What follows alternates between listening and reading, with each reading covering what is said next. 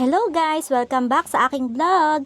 Day 3 na ng aming walking journey at syempre, goal pa rin namin today, ma-hit ulit ang 10,000 steps. Hindi man talaga madali no, lalo na kung galing ka lang sa bahay, tapos ang dami mong iniisip or mas iniisip mo pa yung kakainin mo pagkatapos maglakad. Pero sabi nga namin, simulan mo lang, kahit mabagal, kahit parang pagong, basta gumagalaw. Siya ay napasali ng pagong. Habang naglalakad kami, napapansin namin na hindi lang pala ito tungkol sa pagpapapayat. Parang every step, gumagaan din yung pakiramdam, pati stress na papawisan na rin, sumasabay sa amin. Ay hala, ganun. Syempre, hindi mawawala yung pagod, yung tipong ilang steps pa lang, feeling namin naka 10k na agad. Tapos yung hita namin guys, nagsisimula na rin magreklamo. Parang gusto sabihin, te, uwi na tayo. Pero dahil nandito na kami, tinuloy namin, sayang naman yung pawis, kailangan sulit. Hanggang sa hindi namin namamalayan, malapit na ulit kami maka 10k steps, ayun, napalitan yung pagod ng saya at konting gutom syempre. Day 3 pa lang to, pero syempre, ang importante, tuloy-tuloy lang, hindi kailangan perfect, basta hindi sumuko, diba? Bago pala kami sumabak sa lakaran, nag-warm up muna kami.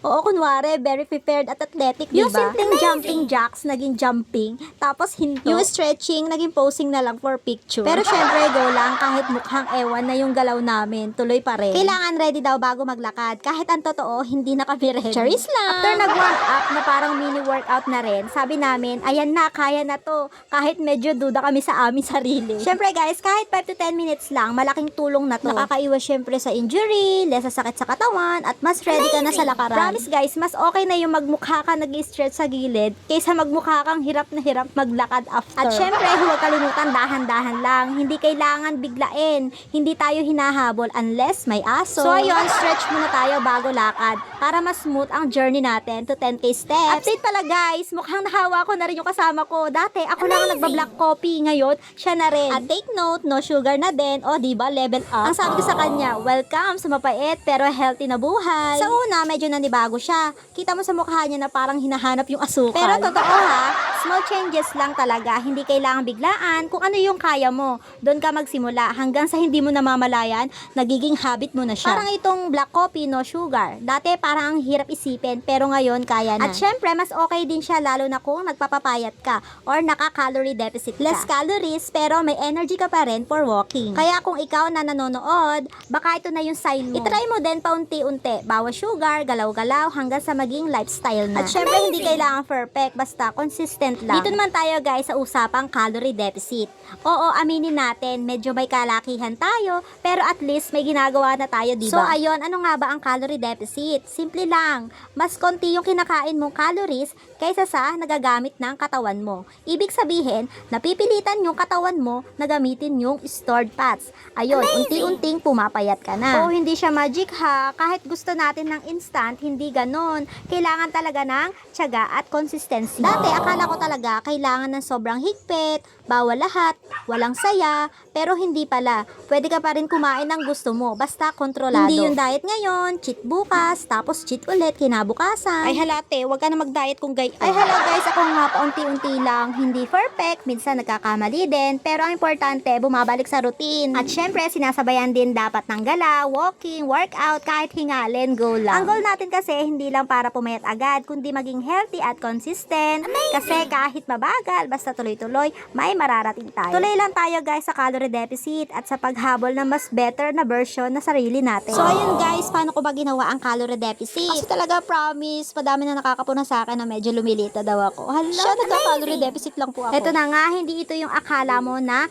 hindi ka nakakain ha. Kasi kung ganun, baka ikaw ang ma-deficit. Ito na nga, una, hindi ko binibigla sarili ko. Hindi yung biglang diet agad na parang wala nang bukas. Kasi usually, after 2 days, give up agad. Ay siya, kapag naman talaga binigla mo yung pagda-diet mo, ay talaga mag-give up ka agad. Pangalawa guys, nagbabawas lang ako, paunti-unti. Halimbawa, dating 2 rice, ginagawa kong 1 na lang. Minsan nga guys, half rice pa. Hindi man dramatic, pero consistent. Pangatlo guys, pinipili ko na yung kinakain ko. Hindi man kasi bawal lahat.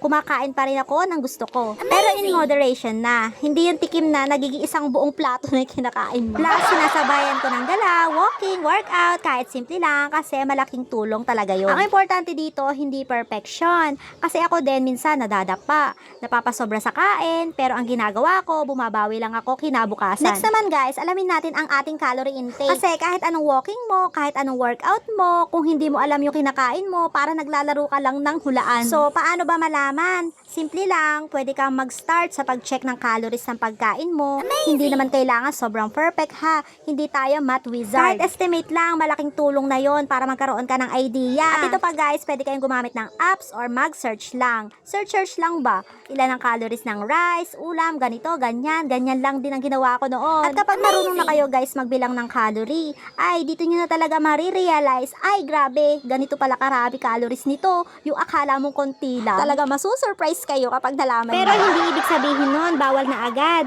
Ang goal lang is maging aware ka. Kasi kapag aware ka, mas nakokontrol mo na yung kinakain mo. Yung tipong dati kain lang ng kain, ngayon medyo may konsensya ka. Kasi nga naman, marunong ka na magbilang ng calorie. At syempre, hindi rin kailangan sobrang higpit. Hindi porket lumagpas ka today, tapos na. Hindi ganun, bawi lang ulit tayo bukas. Ang importante, natututo ka at nagiging mindful ka sa food mo. Kaya kung gusto mo mag-calorie deficit, simulan mo muna sa pag-alam ng intake mo. Kasi doon talaga nagsisimula ang lahat. Hindi kailangan perfect, basta aware ka, tuloy-tuloy ka, at hindi ka sumusuko. Tara, sabay-sabay natin kilalanin ang kinakain natin. Kahit minsan masakit sa katotohanan. Alright guys, hanggang dito na lang muna ang vlog natin today. At kung may natutunan kayo kahit konti about walking, calorie deficit, at mga paunti-unti natin pagbabago, make sure na i-follow nyo ako. Kasi marami pa tayong pagdadaanan dito. Hindi lang ito tungkol sa pagpapapayat. Journey to ng pagiging mas healthy, mas confident, at mas consistent. Kahit minsan pasaway sa pagkain. Samahan nyo na ako sa aking journey. Real talk, walang filter, may konting hingal, pawis, at syempre konting kalokohan. Charis na! So ayun lang, see you sa next vlog! Amazing!